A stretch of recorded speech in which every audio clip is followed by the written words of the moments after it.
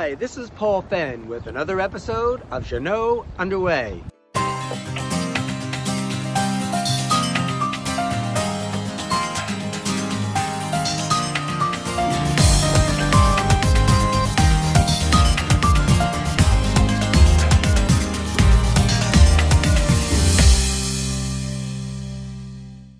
In March 2016, Emery and Kim Zimmer found themselves in the British Virgin Islands preparing for an adventure of a lifetime, an around-the-world circumnavigation with the World Ark aboard their Jeanneau 53 Someday. Today, 4 years and 32,000 miles later, I get the chance to sit down with them to hear firsthand about their amazing journey. 5 years ago yesterday, we moved on board the boat and started our 5-year adventure. And we spent, as you know, Paul, the first 6 months sailing up to Maine and down the East Coast. And then we spent 2 years sailing, all over the Caribbean, from Fort Lauderdale down to Puerto Rico, and did the loop down all the way down to Bonaire and Curacao. Yeah, Grenada. And did the loop a couple times before the World Ark started. And we really took that opportunity to build our skills and learn the boat. And I will say this, that even though we just ended our around the world sail, we still are always learning. And we learned so much sailing around the world, all the different environments and sea states and everything. But those 2 years in the Caribbean really built our confidence and allowed us to figure out what the right spare parts were to bring, and establish a network of people that we could communicate with and get things from if we needed them as we went around the world. And it was an opportunity to really get ready for the adventure that we were going to undertake starting in January of 2018.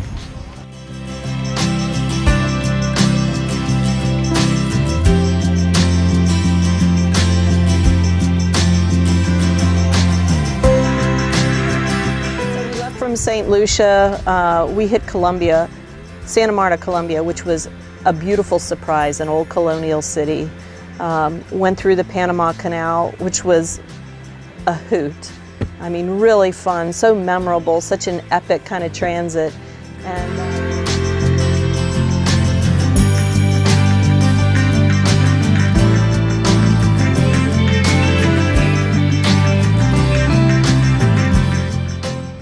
From Panama, they would sail south to the Galapagos, then west to the Marquesas, to the Tuamotus, the Society Islands, Tonga, and Fiji. we went to the Galapagos Islands and then the Marquesas. And the Marquesas were just beautiful. It's like stereotypical South Pacific islands, volcanic, not many people. Just drop dead gorgeous. Yeah. And then we went from there to the Tuamotu archipelagos, which is one of our favorite spots. Yeah. There's about 75 atolls in the Tuamotus. And we only went to 3, but Fakarava and Apataki were our favorite. Right, and, you go into these atolls, they might have 1 or 2 entrances in or out. You anchor 200 yards off a beach and 10 to 12 feet of water, crystal clear. You're the only boat there. You're walking on the beach every day, you're snorkeling, you're swimming, you're fishing, foraging for coconuts, papaya, just catching fish. The South Pacific was phenomenal. Just everything that anybody's ever heard about the South Pacific, it's better than what you've heard.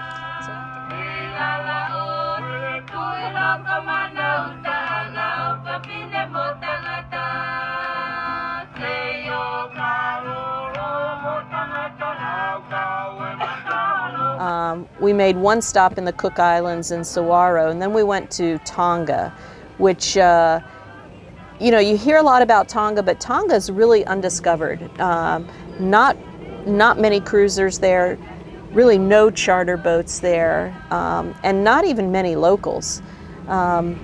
it's really known for its whales. That's why people go to Tonga. But we love Tonga.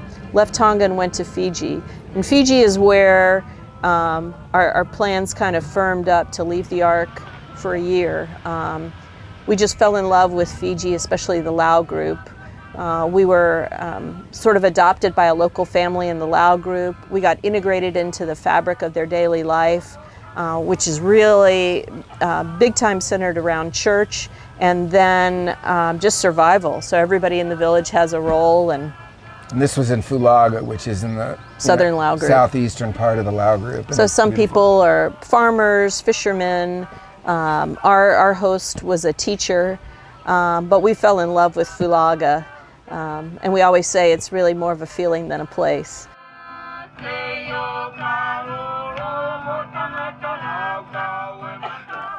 And then after we left Fiji, when we broke away from the Ark, we went to New Zealand for 6 months. And Paul, that was really good. We got down there in, I think, late October. Yes. We spent 2.5 months cruising kind of the eastern side of the North Island. You know, we went up to all these anchorages and the Cavellis, Whangamumu, Whangaroo, to Great Barrier Island, the Mercuries. We went into Waiheke Island right off Auckland and spent 2.5 months just cruising these great sailing grounds, the Bay of Islands. And then we went up into a marina and then spent the next 4 months touring the North and the South Island. And yeah, New Zealand was a special place for us. Yep. It really was. So 6 months total there. Yep. And then we went back up to Tonga, rejoined the Ark there, and then we continued with the Ark all the way around the world, from Tonga to Fiji, Vanuatu, Australia. Sailing up through the Great Barrier Reef was another just wonderful experience, epic trip. It was calving season for the humpbacks. So the moms and the calves were just everywhere. You know, we had to dodge them. They were just everywhere. It was just gorgeous. Big winds off the stern and flat seas. It was epic sailing. really good sailing. Then we went from there to Indonesia, just stopped in Lombok, and then Christmas Island, Coco Keeling, headed across the Indian Ocean, which was a big adventure in and of itself. Big waves, pretty big wind, but we made it to Mauritius, Reunion, and then stopped in South Africa for 6 weeks.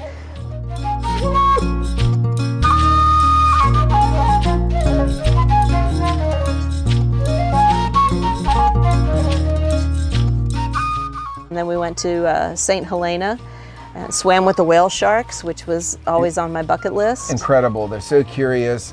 And the kind of weird thing about that was when we went out on the boat with the people that we hired in with, they said, now don't get closer than 10 feet to the whale sharks or we're going to pull you out of the water and you won't be able to swim with them anymore. So you get in the water and these things are so curious, they're coming right at you. So you're swimming away from them because you don't want them to pull you out of the water until you can't swim with them. So you're trying to get all these nice pictures of them and everything, but you're having to avoid them because they just want to come right up to you. So it's kind of fun. Yeah.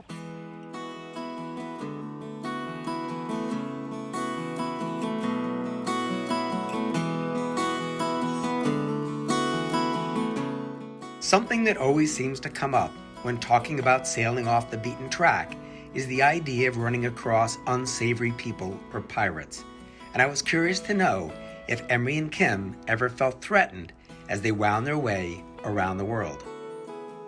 We never did. I mean, you know, we were all over. We were in, you know, remote islands where people are really just trying to fish and forage for survival, and they're happy to give you anything that they can forage. And, you know, of course, we're trying to give them flour and sugar and anything that we could give them in return, you know, but just everywhere we went, people were happy. People were just trying to make a better life for themselves and their family, and you know, they were, you know, very welcoming. Yeah, there was not one place that was not welcoming of us as a sailor or us as Americans, and it just felt really good. I just felt so at peace with the world when we were out there, you know.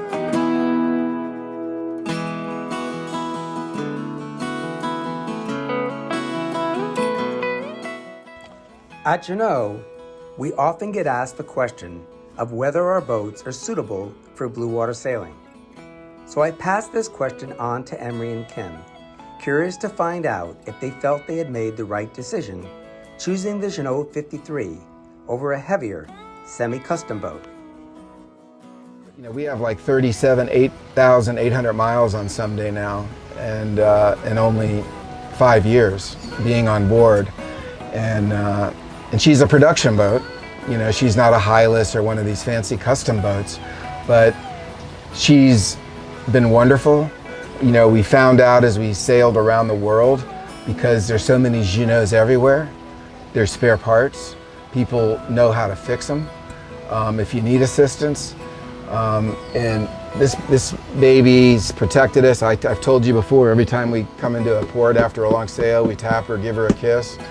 And she's been wonderful for us. And you know, we've had a few minor issues, which you'd expect to have on a sailboat. I mean, going around the world. There's a lot of wear and tear, you know, that the boat has to handle. But you know, Someday handled it beautifully. We never would buy another boat.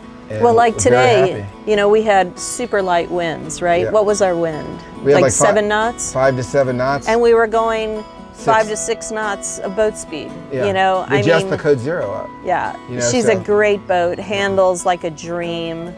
I mean, that's what I love. And then the inside, you know, it's home. You know, she's beautiful a cruising inside. Boat. You know, she's not. I mean, I remember Eric telling me this is one of the fastest boats that Jeanneau's made, but when you go downside and you see her, it's beautiful. It's a cruising boat, very comfortable, you know, and we've been living on here full time for 5 years, and we don't miss the big house and all that kind of stuff. It's great. And you know, we all around the world, you know, you go to these anchorages like off Waiheke Island in Auckland, and you're anchored off this $10 million home. And we get to look at it and the beautiful bay and the beach. And then the next day we get to go to another beautiful place. And they're still looking at the same view every day out of that $10 million house for the rest of their life. And we get to move around and just see all this beauty on our home.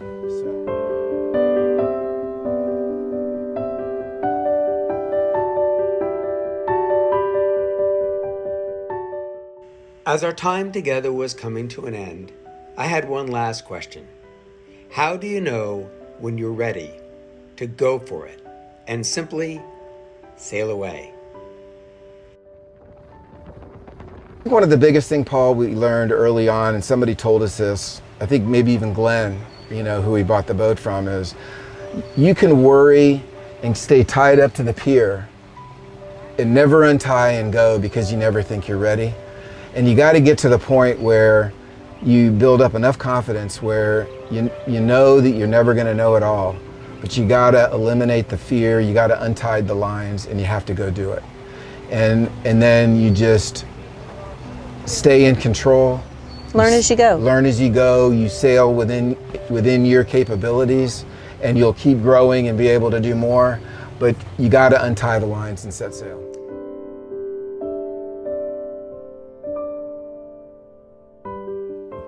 Well, I certainly enjoyed my time talking with Emery and Kim.